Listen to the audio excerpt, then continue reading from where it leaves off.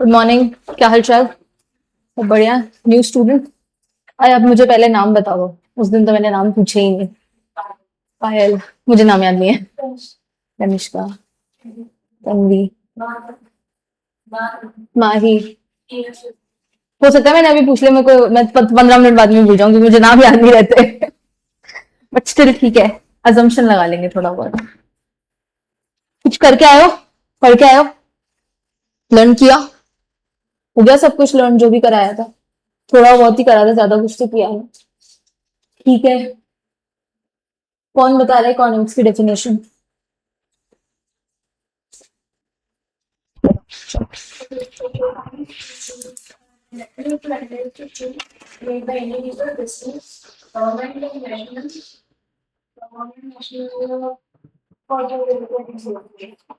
थोड़ा सा लास्ट करेगा। एग्जैक्ट नहीं है। अभी एमसीक्यूज नहीं सॉल्व करना है, एग्जैक्ट लिखना पड़ेगा। क्या था?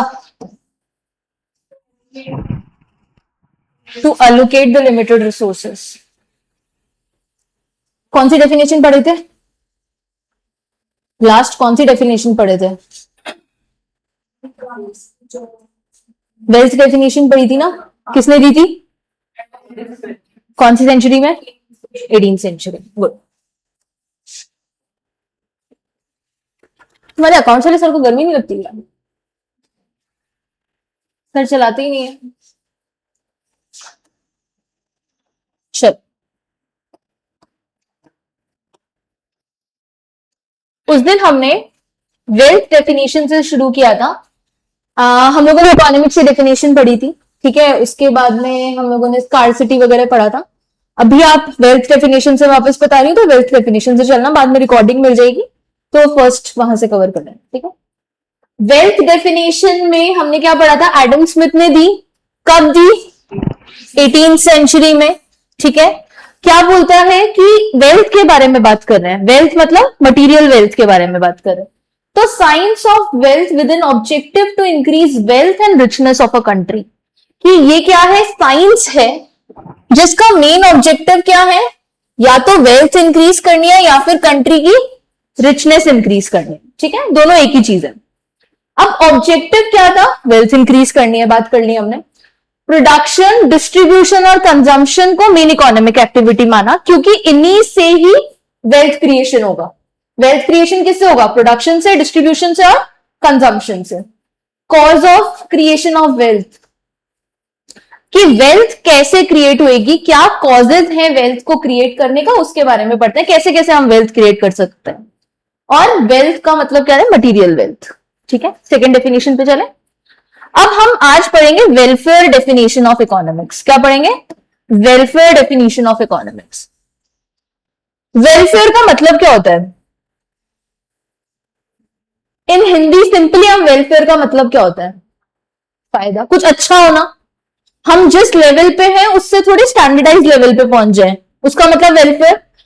पुअर पीपल को मीडियम में लाना इज वेलफेयर, मीडियम को रिचर सेक्शन में लाना इज वेलफेयर। तो सबके लिए वेलफेयर का टर्म अलग अलग होता है या सेम होता है? मेरे लिए वेलफेयर कुछ और होगा, तुम्हारे लिए वेलफेयर कुछ और होगा, तीसरे बंदे के लिए वेलफेयर कुछ और होगा। तो welfare is a different terms to every human being, ठीक है। अब इन्होंने क्या बोला? एल्फ्रेड वेलफेयर डेफिनेशन किसने दी? एल्फ्रेड मार्शल ने दी। नाम तो सुना ही होगा, एल्फ्रेड मार्शल, ठीक है। तो वेलफेयर डेफिनेशन किसने दी? एल्फ्रेड मार्शल ने दी, बिटवीन 1842 टू 1924।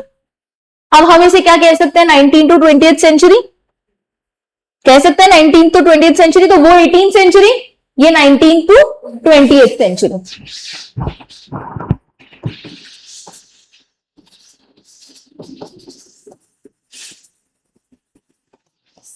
चल आगे क्या बोलता है? Defined economics as study of mankind in ordinary business of life. देखो, जब अपनी पहली क्लास हुई थी तो मैंने उसमें ये बताया था तुम्हें कि इकोनॉमिक्स में हम हाउस होल्ड से पढ़ना शुरू करते हैं, क्योंकि हाउस होल्ड क्या बनाता है? सोसाइटी। और सोसाइटी क्या बनती है मिलके? नेशन, ठीक है। तो इन्होंने भी क्या बोला कि हमने मैनकाइंड की स्टडी करनी है। मैनकाइंड मतलब ह्यूमन बींग्स की स्टडी करनी है, ठीक है। हमने क्या करनी है? मैनकाइंड की स्टडी करनी है ऑर्डिनरी बिजनेस ऑफ लाइफ में, कि ऑर्डिनरी बिजनेस में वो क्या कर रहा है, कैसे कर रहा है, कब कर रहा है, क्यों कर रहा है। अगर हमने उसको स्टडी कर ली तो वो क्या है, इकोनॉमिक्स है, इंडिविजुअल पर्सपेक्टिव से बात कर रहा है, ठीक है। According to him, economics examine that part of individual and social action which is mostly connected with the attainment and with the use of material requisites of well-being.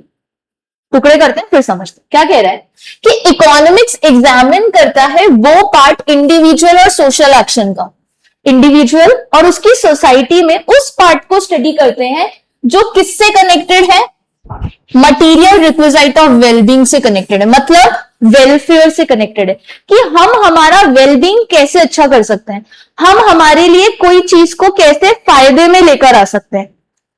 हमने बोला कि पुअर विलेजेस में पॉवर्टी है, ठीक है, लोगों को भी पता है विलेजेस में पॉवर्टी, तो उस पॉवर्टी को हटाने के लिए हमने क्या क्या किया, that is covered under economics. तो हमने उस इंडिविजुअल और सोशल एक्शन के वो पार्ट को पढ़ा जो उनके मटीरियल रिक्विजिट ऑफ वेलबींग को बता रहे हैं। तो हमने पॉवर्टी को हटाने के लिए क्या क्या किया, उसके लिए कौन सी स्कीम्स लगाई, that is under the welfare definition. बात समझ में आई। की फीचर्स क्या है कि ये study it defines economics as the study of activities related with human being and material welfare. पहली बात तो ये किसके बारे में बात कर रहा है, ह्यूमन बीइंग के बारे में बात कर रहा है। हमने ऊपर वाले में कहीं पे भी बंदे की बात करी, पर्सन की बात करी नहीं करी ना, यहां पे हम किसकी बात कर रहे हैं, ह्यूमन बीइंग की बात कर रहे हैं, ठीक है। ह्यूमन बीइंग की बात करी और साथ में उसने जो वेलफेयर क्रिएट किया या उसके साथ जो वेलफेयर हुआ, हो सकता है उसने खुद ने क्रिएट किया हो, उसने बिजनेस किया हो, उसको प्रॉफिट हुआ हो तो उसने खुद ने क्रिएट कर लिया वेलफेयर, या फिर गवर्नमेंट ने उसके साथ आके कोई वेलफेयर किया हो, गवर्नमेंट ने उसको कुछ स्कीम्स में रुपए दिए हो या कुछ मिड डे मील स्कीम में फूड वगैरह मिला हो, जो भी कुछ मिलता है, राशन मिलता है, ठीक है। तो या तो उसने खुद ने वेलफेयर किया है या गवर्नमेंट ने आके उसके साथ वेलफेयर किया है, उसके बारे में हम बात किसमें करते हैं, वेलफेयर में बात करते हैं। तो वेलफेयर में हम दो चीजों को स्टडी करते हैं, ह्यूमन बीइंग को और वो जो वेलफेयर कर रहा है या फिर उसके साथ जो वेलफेयर हो रहा है उसके बारे में बात करता है, ठीक है। Marshall clarified that economics is related with incomes of individual and its uses for creating material welfare. क्या बोला कि इकोनॉमिक्स किसको रिलेट करता है, कि इंडिविजुअल ने क्या कमाया। एक बात बताओ, मैं जो भी कमा रही हूं सारा खर्च थोड़ी कर दूंगी, क्या करूंगी, सेव करूंगी, ठीक है। तो उन्होंने क्या बोला कि इकोनॉमिक्स उस इनकम से रिलेटेड है जो वो वेलफेयर करने के लिए यूज कर रहा है, मतलब एक्सपेंडिचर वाले की बात कर रहे हैं या सेव करने की बात कर रहे हैं या दोनों की बात कर रहे हैं, बताओ। क्या मैं एक्सपेंडिचर की बात कर रही हूं, सेव करने की बात कर रही हूं या फिर दोनों की बात कर रही हूं, पूरी इनकम की बात कर रही हूं, बोथ की बात कर रही हूं, कैसे, थोड़ा समझाओ, तुम बोल सही रही हो, समझाओ उस चीज को। देखो मैंने क्या बोला, इनकम कर रहे हैं, इनकम से हमारा वेलफेयर होगा, मैंने खर्चा किया उससे मेरी वेलबींग बढ़िया हुई, वेलफेयर हुआ, पॉजिटिव साइन है। सेव किया, सेव करने से कभी ना कभी मुझे रिटर्न मिलेगा, वेलफेयर होएगा, पॉजिटिव साइन है, वेलफेयर होगा। तो वो क्या कह रहा है कि आपने अपनी इनकम से कैसे वेलफेयर करना है वो हम किस में सीख रहे हैं, इकोनॉमिक्स में सीख रहे हैं। कहने की बात यह है, मोटा मोटी अगर अपन बात करें तो इकोनॉमिक्स वेलफेयर डेफिनेशन के अंडर जो इकोनॉमिक्स है उसमें ह्यूमन बीइंग की बात कर रहे हैं और वो कैसे वेलफेयर कर रहा है उसके बारे में बात कर रहे हैं, और कुछ बात नहीं कर रहे हैं। उसी को बार बार तोड़ मरोड़ के बता रहे हैं कि ह्यूमन बीइंग कैसे मटीरियल वेलफेयर कर रहा है, that is covered under welfare definition, ठीक है। Collectively incomes of a group of individual form wealth of nation. Obviously सब लोगों की इनकम मिलाकर नेशन की वेल्थ बनती है, सब लोगों की। अपन नेशनल इनकम किसको कहते हैं, किसको कहते हैं national income, every individual, per capita income नहीं, मतलब total income, total income of every individual is national income. तो उन्होंने भी तो यही बोला कि वेल्थ कैसे बन रही है, सारे लोगों की इनकम मिला के, अगर कंट्री में 10 लाख लोग हैं तो 10 लाख लोगों की अगर मैंने इनकम मिला दी तो वो क्या बन गया, वेल्थ ऑफ नेशन बन गया। ठीक है, and ultimate objective of economics is to increase welfare of individual by their day to day activities. देखो इकोनॉमिक्स ने निशाना मारा यहां पे और पड़ गया पूरे पे। कैसे कि अगर मैं इंडिविजुअल की इनकम इंक्रीज कर दूंगा तो एज अ रिजल्ट पूरे नेशन की इनकम इंक्रीज हो जाएगी ना, क्योंकि नेशन की इनकम तो कैसे बन रही है, इंडिविजुअल की इनकम से ही तो बन रही है। तुम लोग यहाँ पे 5 जन बैठे हो, ठीक है, she is earning 50,000, may it be 10,000, 20,000, randomly कुछ भी है। मेरे को बोलना है कि मुझे इन 5 बच्चों की इनकम चाहिए, तो मैं क्या कर दूंगी, टोटल कर दूंगी। ठीक है, वैसे ही हमने क्या किया, नेशन की इनकम के लिए क्या किया, सारे पॉपुलेशन की इनकम हमने प्लस कर दी। अब अगर मुझे नेशन की इनकम बढ़ानी है, मुझे अगर इस क्लास की इनकम बढ़ानी है, तो मैं क्या करूंगी, इंडिविजुअल पे फोकस करना पड़ेगा ना, कि इंडिविजुअल की इनकम अगर मैंने बढ़ा दी तो एज अ रिजल्ट खुद ही वहां पे वेल्थ बढ़ जाएगी। ठीक है, तो वो लोग क्या बोल रहे हैं कि collectively income of a group of individual form wealth of a nation. ये बात हमें समझ में आई कि सबकी इनकम मिलकर क्या बन जाती है, नेशन की वेल्थ बन जाती है। एंड उसका अल्टीमेट ऑब्जेक्टिव, इकोनॉमिक्स का अल्टीमेट ऑब्जेक्टिव क्या है कि इंडिविजुअल का वेलफेयर कर दो तो नेशन का वेलफेयर तो खुद ही हो जाए। बात समझ में आई? थोड़ी चीजें कॉम्प्लिकेटेड है, वापस पढ़ते हैं एक बार तो पॉइंट्स वापस क्लियर हो जाएंगे। ठीक है, देखो क्या बोल रहा है एल्फ्रेड मार्शल ने, क्या कहा सबसे पहले उसने क्या बोला कि ह्यूमन बीइंग को ऑर्डिनरी लाइफ में स्टडी कर लो, समझ में आ जाएगा इकोनॉमिक्स क्या है। ठीक है, study of mankind in the ordinary business of life, कि मैनकाइंड को ऑर्डिनरी बिजनेस में स्टडी कर लो, आपको समझ में आ जाएगा इकोनॉमिक्स क्या है।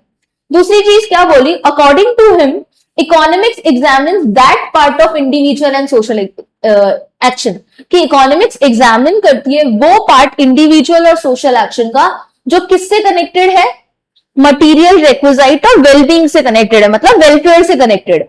ठीक है, अब की फीचर्स क्या है, सबसे पहले इकोनॉमिक्स में हम किसको स्टडी करते हैं या किस एक्टिविटीज को, ह्यूमन बींग्स को और मटीरियल वेलफेयर को। दूसरी बात हमने क्या बोली कि इकोनॉमिक्स किसके बारे में बात करता है, इनकम ऑफ इंडिविजुअल के बारे में बात करता है जो मटीरियल वेलफेयर कर रहा है। Creating material welfare is like मैंने बिल्डिंग खरीदी, ठीक है, तो मेरे एसेट्स इंक्रीज हो गए ना, तो मटीरियल चीज क्या हुई, वेलफेयर का मतलब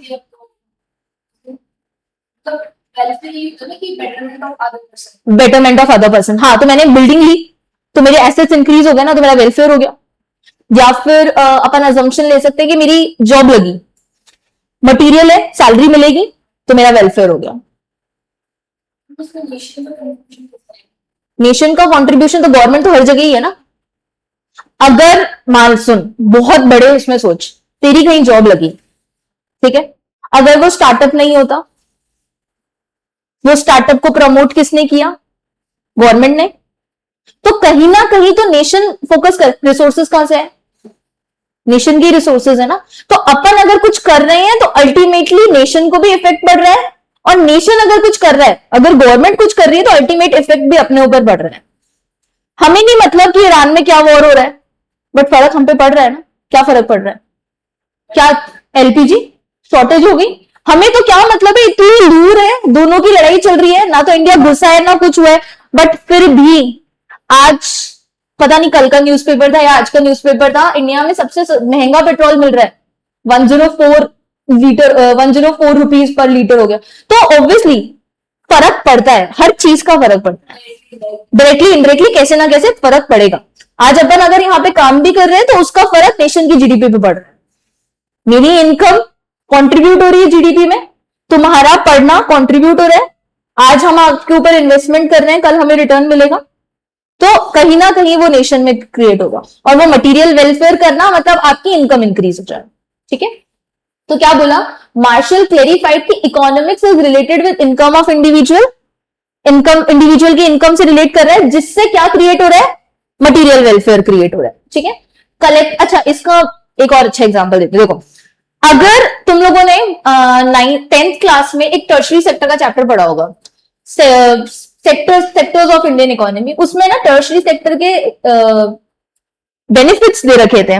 उसमें क्या लिखा हुआ था कि अगर लोगों की इनकम इंक्रीज होती है ना, तो लोग एक्सपेंडिचर ज्यादा करने लग जाते हैं, है ना।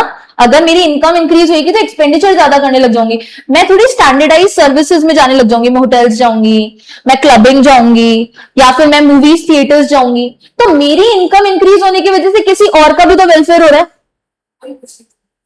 किसी और बेटरमेंट हो रहा है ना। मेरा अगर इनकम इंक्रीज हुआ तो मैं किसी और का भी तो बेटरमेंट कर रही हूँ, क्योंकि अगर मैं खर्चा कर रही हूं तो वो किसी और की भी तो इनकम हो रही है, तो उससे मेरे इंक्रीज होने से दूसरे बंदे की भी इंक्रीज हुई, तो बाय डिफॉल्ट नेशन की इंक्रीज हो गई। अब समझ में आ गया मटेरियल वेलफेयर, ठीक है। Collectively income of group of individual, हमने बात कर ली कि बहुत सारे लोगों की, अगर अपन पॉपुलेशन की बात करें तो सारे लोगों की मिलकर क्या बन जाती है, नेशन की वेल्थ बन जाती है। और नेशन की वेल्थ का मतलब इकोनॉमिक्स का ऑब्जेक्टिव ही क्या है कि आप इंडिविजुअल की वेल्थ बढ़ाओ या इनकम बढ़ाओ, उससे आपकी नेशन की वेल्थ खुद ही इंक्रीज हो जाएगी। बात समझ में आई, कोई दिक्कत है, ठीक है।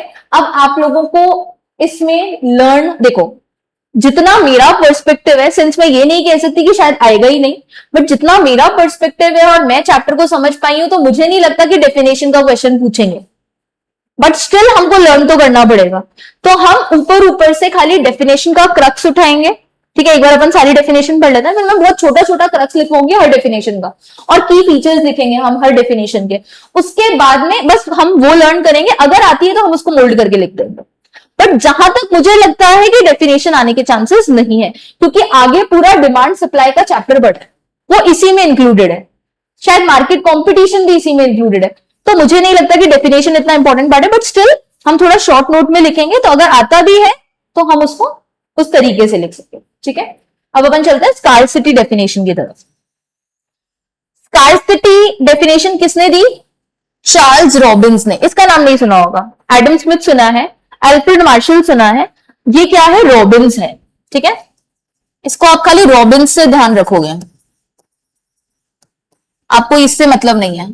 आप अगर रॉबिन्स में लिख कर आओगे तो आपको नाम मिल जाए, मार्क्स मिल जाएंगे, ठीक है। 1898 टू 1984,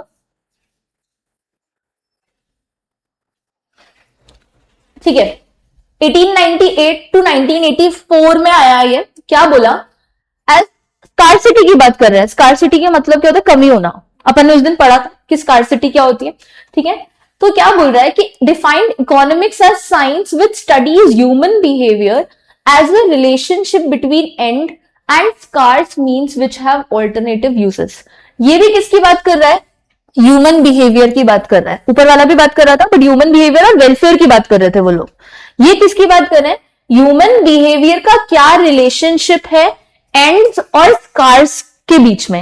ये एंड्स क्या होते हैं, इन एंड्स को क्या कहते हैं, what are ends. Scares are limited resources and ends are like my wants, कुछ भी। माई वॉन्ट्स। हाँ, एंड्स मतलब मेरा ऑब्जेक्टिव क्या है, मेरे को क्या चाहिए, और रिसोर्सेज क्या है, मेरे पास कार्स है। अपन ने उस दिन बात करी थी ना, मैं चाहने के लिए तो मेरे को बहुत कुछ चाहिए, मेरे को राडो चाहिए, मेरे को क्या बोलते हैं जी वैगन चाहिए, और रिस्पेक्टिव चीजें मुझे बहुत सारी चाहिए, बट रिसोर्सेज क्या है मेरे पास, स्कार्स है, लिमिटेड है, ठीक है। तो उन्होंने क्या बोला, relationship between end and scarce, कि मेरी वॉन्ट्स कैसी है, अनलिमिटेड है, और रिसोर्सेज कैसे हैं, लिमिटेड है। Which scarce means which have alternative, और रिसोर्सेज के यूजेस कैसे हैं, ऑल्टरनेटिव यूजेस हैं। अब इन्होंने ये लाइन लिख दी, अगर अपन ऐसे पढ़ने बैठेंगे ना, लाइन समझ में नहीं आएगी, पता नहीं क्या लिखा है। कुछ समझ में आया अगर अपन बिना उसके समझे, तो relationship between ends and scarce means which have alternative uses, कुछ समझ नहीं आया। बट अगर अपन इसको बहुत डीप में जाएंगे तब ही चीज समझ में आएगी कि भाई ये क्या कहना चाह रहा है। तो उसने क्या कहा कि ह्यूमन बिहेवियर का रिलेशनशिप है कि वो कैसे अपनी जो अनलिमिटेड वांट्स है उसको सेटिस्फाई करता है, कौन से रिसोर्सेज से, जो लिमिटेड रिसोर्सेज है, और ऐसे रिसोर्सेज जिनके ऑल्टरनेटिव यूजेस है, ठीक है। फीचर्स क्या बोली, बोला it recognise that economics is a science deals with economic behaviours of human being. वो हम ऊपर भी पढ़ के आए हैं कि ये ऐसी इकोनॉमिक्स है जिसमें हम ह्यूमन बीइंग के बिहेवियर को क्या कर रहे हैं, डिस्कस कर रहे हैं। अच्छा, ये माइक्रो इकोनॉमिक्स है, मैक्रो है, मैक्रो और माइक्रो, कौन मैक्रो बोल रहा है, कौन माइक्रो बोल रहा है? माइक्रो, माइक्रो, पक्का माइक्रो? हाँ माइक्रो ही है भाई, इतना कंफ्यूज होने की क्या बात है। माइक्रो में तो इंडिविजुअल को पढ़ते हैं, मैक्रो में तो एज अ कम्युनिटी होल पढ़ते हैं, एज अ सोसाइटी होल पढ़ते हैं। माइक्रो में तो इंडिविजुअल की बात कर रहे हैं। जब हम यहाँ पे साफ साफ इंडिविजुअल की बात कर रहे हैं, ह्यूमन बीइंग की बात कर रहे हैं, तो हम कौन सी इकोनॉमिक्स पढ़ रहे हैं? माइक्रो इकोनॉमिक्स पढ़ रहे हैं, ठीक है। तो उसने बोला कि economics is a science deals with economic behaviour of human being. It also assesses that all physical and non-physical resources have associated with scarcity. Obviously, चाहे resources physical हो, चाहे resources non-physical हो, हर चीज में क्या होती है? scarcity होती है. वर्ल्ड में resources ही ऐसी चीज है जो क्या है? स्कार्स है. चाहे आप कुछ भी ले लो, चाहे आपको कितना भी मिल जाए, बट फिर भी वो किस में रहेगा? स्कार्सिटी में रहेगा, क्योंकि हमारी वॉन्ट्स कैसी होती हैं? अनलिमिटेड होती है. The resources have multiple utility and it can only be used either for one purpose or another. Obviously ना, एक टाइम पे मैं एक चीज को एक ही बार यूज कर सकती हूँ ना. I have 1 liter of milk, ठीक है. अब या तो मैं उसको पी सकती हूँ, या मैं उसका कर्ड यूज कर सकती हूँ, या मैं उसकी चीज बना सकती हूँ. मैं एक टाइम पे एक ही यूज ले सकती हूँ. ऐसा तो नहीं है कि मैं 1 किलो दूध का, उसी 1 किलो दूध का दूध भी पी लूं, कर्ड भी यूज ले लूं, चीज भी बना लूं. ऐसा तो नहीं हो सकता, ठीक है. तो उन्होंने क्या बोला कि रिसोर्सेज के मल्टीपल यूजेस होते हैं, बट एट अ टाइम आप उसको एक ही चीज के लिए यूज कर सकते हो. आप उसको, मैं अगर ये चेयर यहाँ पे रखी हुई है, तो ऐसा थोड़ी है कि मैं इस चेयर को कहीं और भी रख सकती हूँ. डुअल तो नहीं हो सकती ना. एक चीज अगर यहां रखी है तो मैं यही रखूंगी, ठीक है. ये चेयर बैठने के लिए भी काम हो सकती है, सफाई करने के लिए भी काम आ सकती है, बहुत चीजों के लिए काम आ सकती है. बट अगर ये यहाँ पे रखी है और कोई आदमी इस पे बैठ गया, तो फिर बैठने के लिए यूज आएगी ना, और किसी के लिए तो मैं यूज नहीं कर सकती. तो एक रिसोर्सेज के मल्टीपल यूजेस होते हैं, बट वो खाली एक ही पर्पज के लिए यूज होएगा एक बार में, ठीक है. The use of most of the resources are mutually exclusive, कि जो मोस्ट ऑफ द रिसोर्सेज होते हैं वो म्यूचुअली एक्सक्लूसिव होते हैं. इसका मतलब क्या हुआ? The use of the most of the resources are mutually exclusive.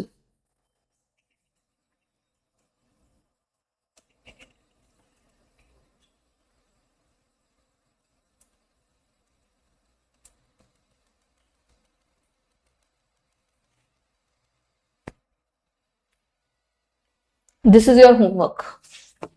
कल आप पता करके आएंगे कि ये रिसोर्सेज म्यूचुअली एक्सक्लूसिव क्यों होते हैं. लिख लीजिए कॉपी में कहीं.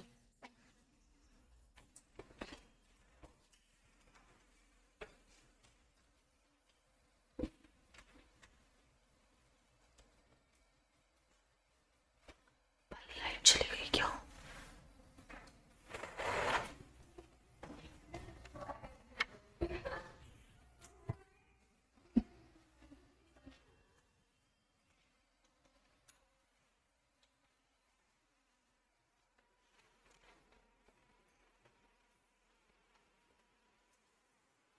लिख लिया?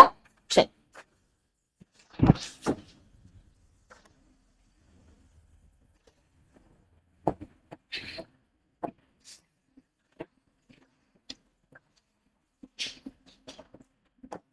अब क्या बोला है? There is a need of efficient use of scarce resources, कि जो हम स्कार्स रिसोर्सेस बोलते हैं उनको एफिशिएंट तरीके से यूज करना चाहिए.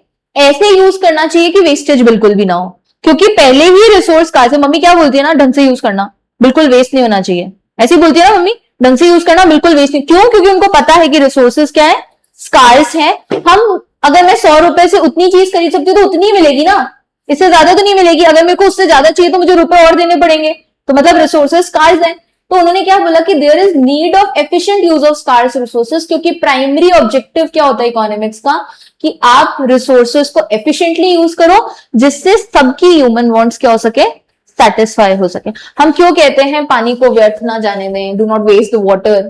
क्यों? क्योंकि हमें पता है कि वो क्या है? लिमिटेड है, बनने में वापस टाइम लगता है, स्कार्स है, ठीक है. अब स्कार्स है तो सबकी वांट्स को सेटिस्फाई करना है, इसलिए हमें उसको क्या करना है? बहुत प्राइमरीली यूज करना है, बहुत एफिशिएंटली यूज करना है, कि हम उसको एफिशिएंटली यूज करेंगे जिनसे सबकी वांट्स क्या हो सके? सेटिस्फाई हो सके. बात समझ में आई? स्कार्सिटी वाज वेरी इजी, इतना कुछ कामझाम नहीं था स्कार्सिटी में. कि स्कार्सिटी ये कह रहा है कि भाई आपके रिसोर्सेज लिमिटेड है, वांट्स अनलिमिटेड है, उस तरीके से यूज करो और इस तरीके से यूज करो कि वो एफिशिएंटली यूज हो सके। बात समझ में आई? And the last definition is growth definition, जिसको दिया है पॉल सैमुएल्सन ने। ठीक है, एक काम करना, सेंचुरी जिसकी याद रहे वेल एंड गुड है, ईयर्स किसी के भी याद मत करना, क्योंकि आगे बहुत सारी चीजें हैं याद करने के लिए, तो अभी इसमें ईयर्स याद करने की कोई जरूरत नहीं। ठीक है, तो पॉल सैमुएल्सन ने क्या बोला, ग्रोथ डेफिनेशन ऑफ इकोनॉमिक्स है, define economics as the study of how man and society choose with or without use of money to employ scarce productive uses which have alternative uses, scarce productive resources which have alternative uses to produce various commodities over time and distributing them for consumption, how or in the future among various person or groups in the society. एक बार पढ़ो और देखो कि कुछ समझ में आएगा, एक बार रीड करो। वैसे मुझे लगता है आ जाना चाहिए।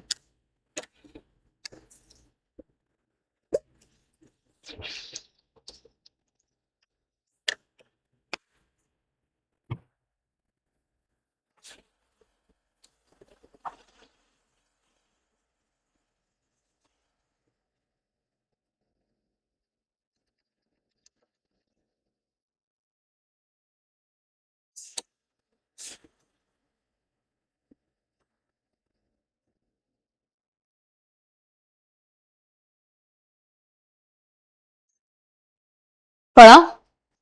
आया समझ? समझ आया? कुछ कुछ समझ आया? आपको समझ में आया? देखो क्या बोला कि the study of how man and society, हम यहाँ पे किसकी बात कर रहे हैं, इंडिविजुअल की भी बात कर रहे हैं और सोसाइटी की भी बात कर रहे हैं। ठीक है, चूज विद और विदाउट यूज ऑफ मनी, कि मनी को यूज भी कर रहे हैं और नहीं भी कर रहे हैं। ठीक है, to employ the scarce productive resources, कि वो जो स्कार्स प्रोडक्टिव रिसोर्सेज को यूज करके, एम्प्लॉय मतलब यूज करके, जिनके ऑल्टरनेटिव यूजेस हैं, वो स्कार्स प्रोडक्टिव रिसोर्सेज जिनके ऑल्टरनेटिव यूजेस हैं, to produce various commodities over time, उससे हम क्या बना रहे हैं, वेरियस कमोडिटीज बना रहे हैं। देखो मैन और सोसाइटी है,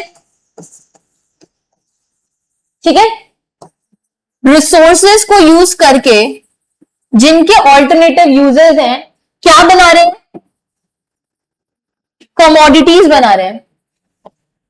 क्या बना रहे हैं, कमोडिटीज बना रहे हैं, और फिर उनको डिस्ट्रीब्यूट कर रहे हैं कंजम्पशन पर्पस के लिए। ऑब्वियसली कमोडिटीज बनाई तो रखने के लिए तो बनाई नहीं, कंजम्पशन करने के लिए बनाई होगी।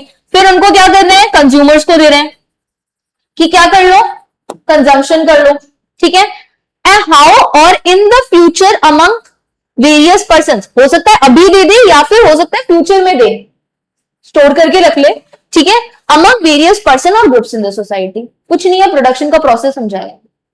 क्या बोला, मैन और सोसाइटी आए, स्कार्स प्रोडक्टिव रिसोर्सेज को एम्प्लॉय किया, उससे क्या करा, कमोडिटीज करी, प्रोडक्शन करा, और प्रोडक्शन करके किसको दे दिया, कंज्यूमर को दे दिया। कंज्यूमर को या तो हो सकता है अभी दे दिया हो या फिर हो सकता है बाद में दे दिया हो। अब ये विद और without use of money, ma'am ये क्या लिख रखा है, मनी को यूज भी किया और ना भी किया है। Have you heard about barter system? तो विदाउट यूज ऑफ मनी तो बार्टर सिस्टम में हुआ ना, या फिर फ्रीली हो गया, वो चीज कही है। बात समझ में आई? Definition is clear? ठीक है, चलो देखो की फीचर्स क्या बोला है। It deals with allocation of scarce resources to be used in productive resources, कि कैसे हम स्कार्स रिसोर्सेज को यूज करके प्रोडक्टिव पर्पस में डाल सकते हैं। The selection of most efficient use of resources from the alternative ways. अच्छा देखो ये क्या बोल रहा है कि आपको रिसोर्सेज का एफिशिएंट वे यूज करना है, कि कौन किस में सबसे ज्यादा वो एफिशिएंट रहेगा। हमारी कंट्री में लेबर इंटेंसिव प्रोजेक्ट्स होने चाहिए या कैपिटल इंटेंसिव प्रोजेक्ट्स होने चाहिए? हमारी कंट्री की बात करें, यहां पे लेबर इंटेंसिव प्रोजेक्ट्स होने चाहिए या कैपिटल इंटेंसिव? पहले बताओ, लेबर इंटेंसिव क्यों?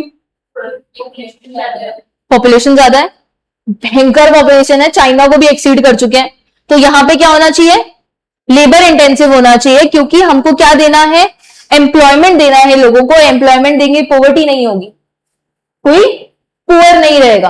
ठीक है, तो उन्होंने क्या बोला कि आपको सिलेक्शन करना है most efficient use of the resources, कि आप उस रिसोर्सेज को कितना एफिशिएंटली यूज कर सकते हो ऑल्टरनेटिव वेज से। बहुत सारे तरीके होते हैं किसी चीज को काम करने के लिए। अपन ने जैसे प्लानिंग में भी हम पढ़ते थे कि हम पहले एनालाइज करते हैं कि उस रिसोर्सेज को हम कैसे कैसे यूज कर सकते हैं, तो हमने वो एनालाइज किया और फिर हम उसको सिलेक्ट करते हैं। ऑल्टरनेटिव्स होते हैं ना हमारे पास बहुत सारे किसी भी चीज को करने के लिए। अभी तुम लोग यहाँ पे आए, तुम्हारे पास बहुत सारे ऑल्टरनेटिव थे सी सीट की कोचिंग ज्वाइन करने के।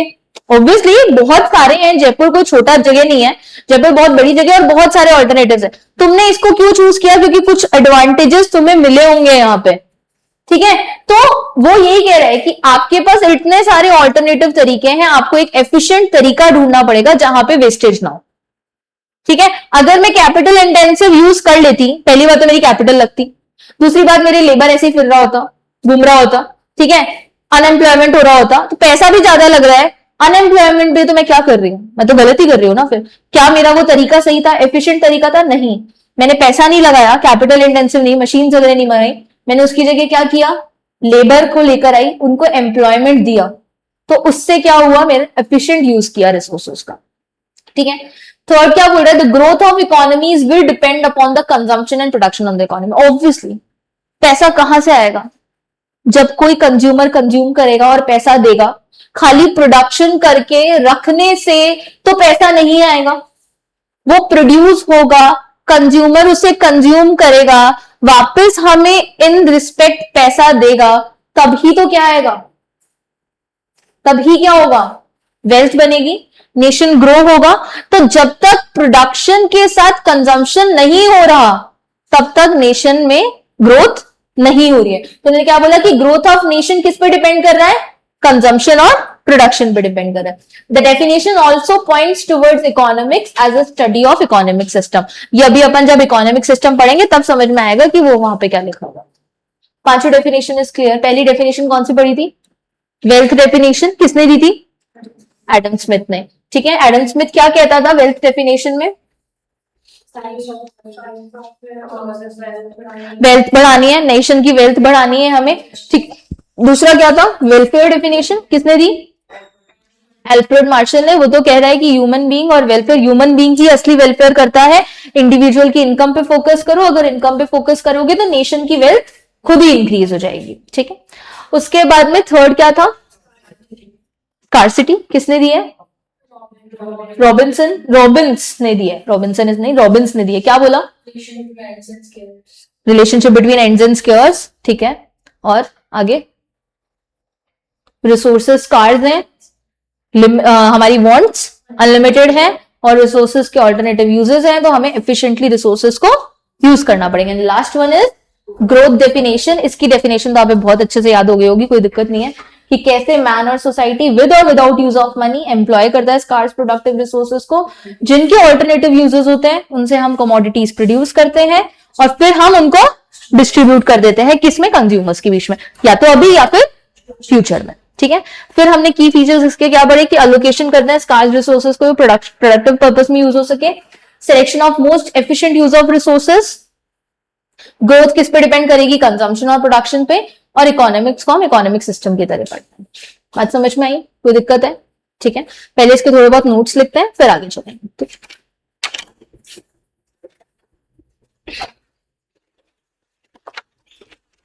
देखो मैं ऐसा नहीं कर रही कि मैं सारे पॉइंट्स इंक्लूड कराऊंगी, बट बहुत शॉर्ट और क्रक्स में दे रही हूँ कि याद रहे कि क्या कह रहा था डेफिनेशन, ठीक है। क्योंकि लर्न तो आपको ऑलमोस्ट, आपको कभी कंपाइलर्स मिल जाएंगे तो वो पॉइंट्स उसमें आ जाएंगे सारे।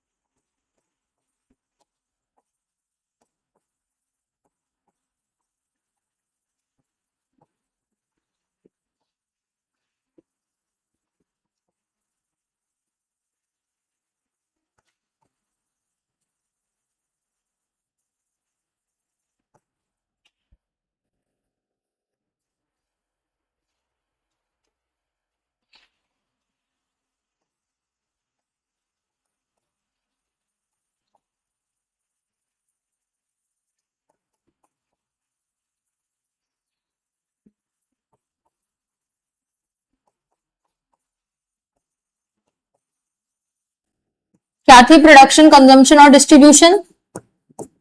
क्या बोलते थे उसे?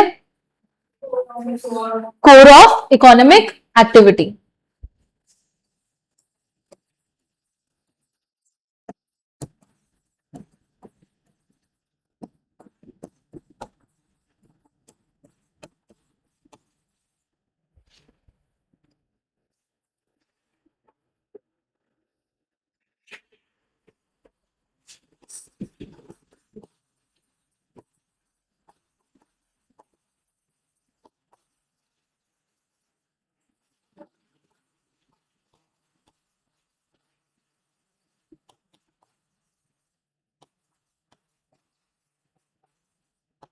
और यहाँ पे वेल्थ कौन सी वेल्थ है? Material wealth.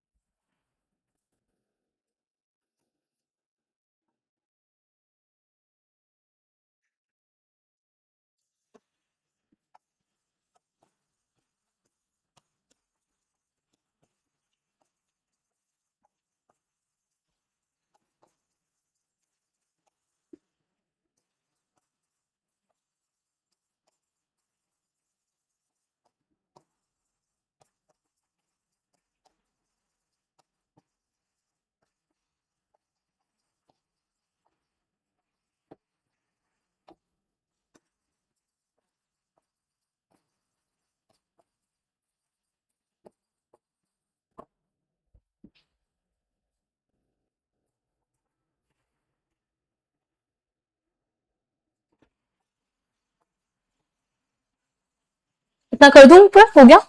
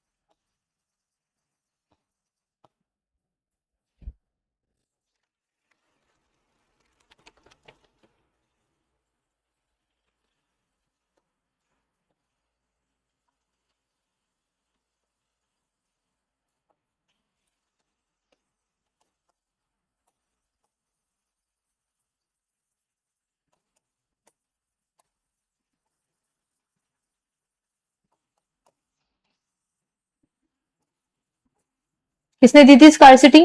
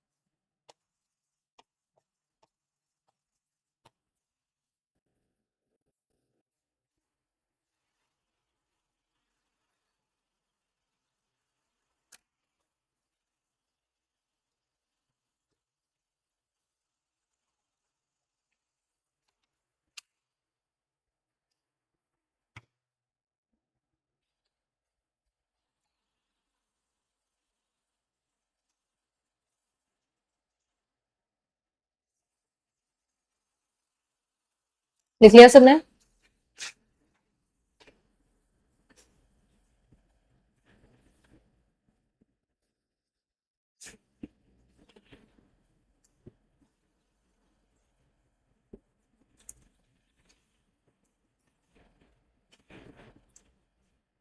चले, अब हम चलते हैं नेचर ऑफ इकोनॉमिक्स की तरफ। Economics as a science, as a art पढ़ते हैं, ठीक है। देखो, सबसे पहले एक चीज को आप साइंस कब मानोगे, ये बात करते हैं कि किसी चीज को मैं साइंस कब मानती हूं, ठीक है। It is a systematised body of knowledge which studies the relationship between cause and effect. मतलब साइंस में हम क्या पढ़ते हैं, किसी भी चीज के कॉज और इफेक्ट को पढ़ते हैं कि कोई चीज क्यों हुई, उसका आंसर मुझे कहां मिल जाएगा, साइंस में मिल जाएगा, ठीक है। कि कोई चीज क्यों हुई, that is the science. Cause और इफेक्ट, हम हिस्ट्री में ये थोड़ी पूछते हैं वॉर क्यों हुई, मन कर गया हो गई, कोई कॉज नहीं है ना उस चीज का, ठीक है। तो साइंस क्या है, जिसमें हम रिलेशनशिप पढ़ रहे हैं कॉज और इफेक्ट का। दूसरा, उसको हम मेजर कर सकते हैं, ठीक है, it is capable of measurement. Third, उसके खुद के मेथोडोलॉजिकल अपैरेटस होते हैं, मतलब खुद के लॉज होते हैं, खुद के रेगुलेशंस होते हैं, वो किसी दूसरे पे नहीं चलता, और उन लॉज की यूनिवर्सलिटी भी होती है। अब ग्रेविटेशन है, चाहे मैं यूएस में हूं, चाहे मैं इंडिया में हूं, चाहे मैं ऑस्ट्रेलिया में हूं, ग्रेविटेशन सब जगह ही होगा ना। अगर मैं कूदूंगी तो नीचे गिरूंगी, ऊपर तो जाऊंगी नहीं। तो मेथोडोलॉजिकल अपैरेटस है खुद के, ठीक है, और यूनिवर्सल भी है, सब जगह अप्लाई भी होता है। It should have the ability to forecast. और अगर कोई चीज साइंस है तो उसके पास एबिलिटी होती है कि वो क्या कर सके, फोरकास्ट कर सके। फोरकास्ट मतलब फ्यूचर प्रिडिक्शंस कर सके। होता है साइंस में फ्यूचर प्रिडिक्शन, अपने वेदर कंडीशंस कैसे फोरकास्ट होने हैं, with the help of that physical sciences में ही कर रहे हैं हम, ठीक है। तो ये क्या बोल रहा है कि किसी चीज को हम साइंस कब मानेंगे, जब उसका रिलेशन कैसा हो, कॉज एंड इफेक्ट का हो। दूसरी चीज क्या बोली, हम उसको क्या कर सके, मेजर कर सके, खुद का मेथोडोलॉजिकल अपैरेटस हो, और लास्ट क्या है, उसको हम क्या कर सके, फोरकास्ट कर सके। उसके बाद में एबिलिटी होनी चाहिए कि वो फोरकास्ट हो सके। वापस, कोई चीज को हम साइंस कब बोलेंगे, जब वो एक सिस्टमैटाइज बॉडी हो, जिसमें हम कॉज एंड इफेक्ट को पढ़ते हो, रिलेशनशिप देखते हो कॉज एंड इफेक्ट का। सेकेंड, मेजरमेंट कर सकें। Third, methodological apparatus. और फोर्थ, फोरकास्ट कर सकें। तो हम उसको क्या मान लेंगे, साइंस मान। अब हम देखते हैं कि इकोनॉमिक साइंस है या नहीं है, ठीक है। Like science, it studies the cause and effect relationship between economic phenomena. कि जैसे साइंस में हम कॉज एंड इफेक्ट रिलेशनशिप पढ़ते हैं, वैसे ही हम इकोनॉमिक्स में भी कॉज एंड इफेक्ट पढ़ते हैं। आप लोग सब लॉ ऑफ डिमांड पढ़ के आए हैं, लॉ ऑफ डिमांड पढ़ के आए हैं। प्राइस कम होने से डिमांड पे क्या इफेक्ट पड़ता है,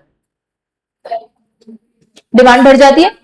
प्राइस कम होने से डिमांड बढ़ जाती है, तो प्राइस कम होना इज कॉज, डिमांड बढ़ना इज इफेक्ट। मतलब कॉज एंड इफेक्ट तो है, वैसे ही हम सप्लाई में पढ़ते हैं कि प्राइस कम हुई तो सप्लाई, सप्लाई क्या होती है, प्राइस कम होने से सप्लाई क्या होती है, कम होती है ना, डायरेक्ट रिलेशनशिप होता है। तो वो कॉज हो गया और वो इफेक्ट हो गया। तो मतलब पहला पॉइंट तो हमारा सेटल हो गया कि कॉज एंड इफेक्ट का रिलेशनशिप तो है इकोनॉमिक्स में। क्या बोला, like science it studies the cause and effect relationship between economic phenomena. Let us take the law of demand. It explains the cause and effect relationship between price and quantity demanded.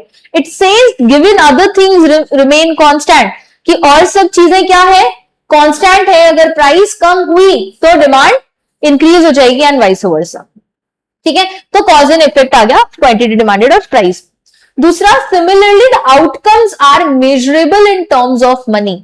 Outcomes को हम money के terms में major भी कर सकते हैं। Economics हम पढ़ते हैं, ये डिमांड सप्लाई में सब रुपीस की चीजें सॉरी पढ़ते हैं, तो हम आउटकम्स को मेजर कर सकते हैं मनी में। और इसके खुद के मेथोडोलॉजीज भी हैं, जैसे इंडक्शन और डिडक्शन की स्टडी है। हमें उससे मतलब नहीं है कि इंडक्शन डिडक्शन क्या होता है, हमें बस इतना जानना है कि हमारी खुद की मेथोडोलॉजी भी है पढ़ने की, ठीक है। तो दोनों पॉइंट्स कवर हो गए, मेजरमेंट वाला भी कवर हो गया और मेथोडोलॉजिकल वाला भी कवर हो गया, किसकी खुद की मेथोडोलॉजी भी है और हम उसको क्या कर सकते हैं, मेजर भी कर सकते हैं।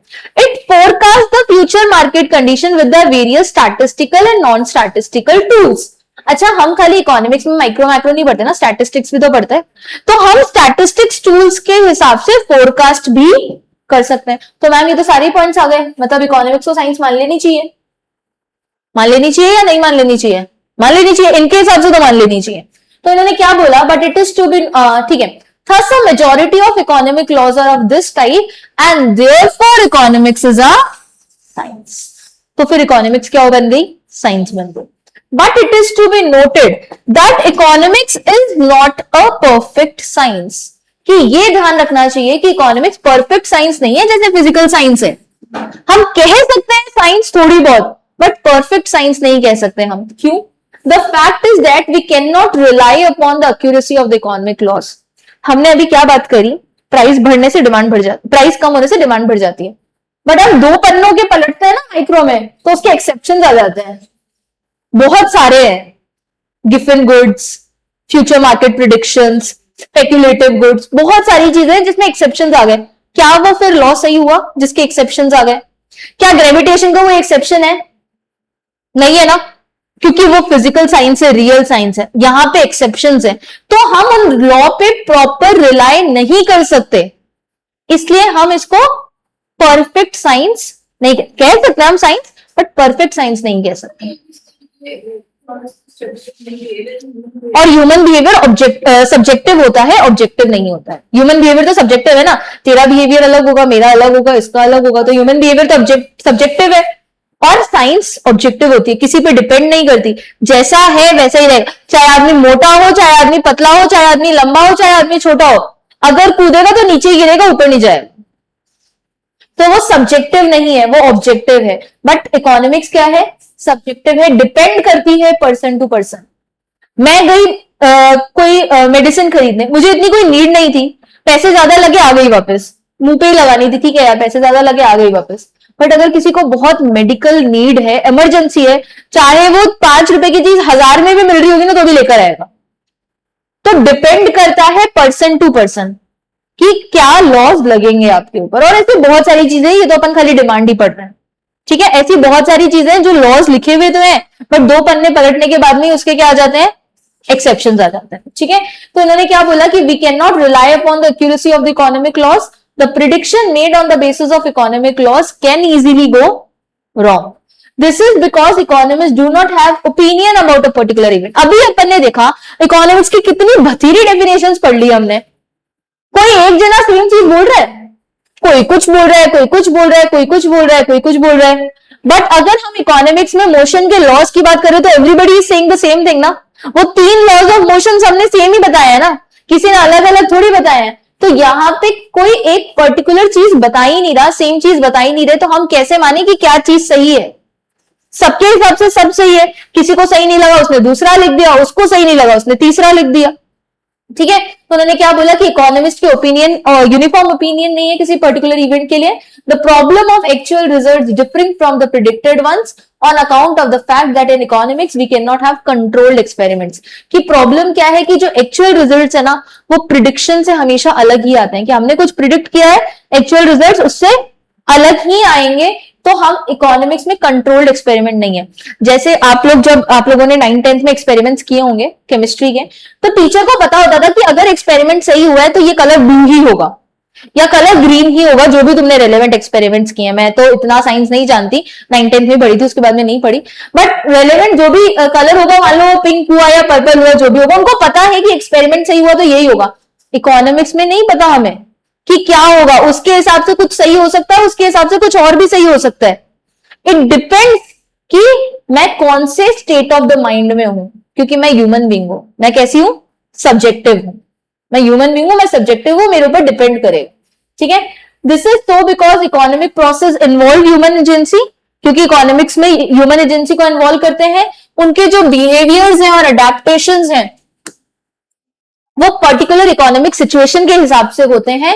In other word, subject matter of economics is the economic behaviour of man, जो हाईली अनप्रिडिक्टेबल होता है। हम प्रिडिक्ट ही नहीं कर सकते कि वो कैसा बिहेव करेंगे। Money which is used to measure outcomes in economics is itself a dependent variable. कि मनी जो आउटकम्स को डिटरमाइन करता है वो खुद भी एक डिपेंडेंट वेरिएबल है। इंडिपेंडेंट कौन है? ह्यूमन बीइंग, और सब डिपेंडेंट है उस पर। ह्यूमन बीइंग जैसा चाहेगा वैसा करेगा। इंडिपेंडेंट और डिपेंडेंट इंडिपेंडेंट जो मैं चाहूंगा वो कर सकती हूँ, डिपेंडेंट मैं जैसा चाहूंगी वो वैसा करेगा। तो मनी भी डिपेंडेंट है, मेरा मन करेगा तो ही मैं पैसे जेब में से निकाल के दूंगी ना, मनी खुद चल के तो जा नहीं सकता, मेरा मन करेगा तो ही मैं उसको यूज करूंगी, गवर्नमेंट का मन करेगा तो ही बेचारे लोगों को स्कीम्स के उसमें पैसे दिए जाएंगे, नहीं तो नहीं दिए जाएंगे। तो मनी खुद भी क्या है, डिपेंडेंट वेरिएबल है, खाली इंडिपेंडेंट कौन है, ह्यूमन बीइंग इंडिपेंडेंट है, ठीक है। It is not possible to make correct prediction about the behaviour of economic variables, और हम प्रिडिक्शन सही कर ही नहीं सकते ह्यूमन बीइंग के बारे में। आप ये कहो कि ये बंदा आज ऐसे करेगा, कोई जरूरी नहीं है करेगा, हो सकता है उसके दिमाग में कुछ और चल रहा हो सकता है उसकी सिचुएशन कुछ ऐसा और हो। पापा घर पे आते हैं, क्या पता होता है मूड सही होगा, वी कैन नॉट अज्यूम ना कैसा मूड होगा, क्योंकि हमें नहीं पता पूरे दिन भर में क्या क्या हुआ, इंस्टेंट हमारी बात नहीं हुई। तो we can not predict the behaviour of human being, इसलिए हम इकोनॉमिक्स को क्या नहीं मानते, परफेक्ट साइंस नहीं मानते। साइंस तो मानते हैं बट परफेक्ट साइंस नहीं मानते, क्योंकि वो सारे मेथड्स तो यूज हो गए, बट परफेक्ट साइंस क्यों नहीं मानते, उसके बहुत सारे 2-3 पॉइंट्स थे, वो अपन कल लिख लेंगे तो एग्जैक्ट समझ में आ जाए, ठीक है। आज का काम मिला हुआ है, वो देखकर आना है कि उसका मतलब म्यूचुअली एक्सक्लूसिव का मतलब क्या होता है, ठीक है। और प्लीज साथ साथ में आप लर्न करते जाएं, आज डेफिनेशंस सारी लर्न कर लेना, लिखवाई भी है आपके पास, कई लोगों के पास मॉड्यूल्स भी हैं, तो प्लीज आप इसको डेफिनेशंस को लर्न कर लेना, साथ साथ में करते जाओगे प्लीज।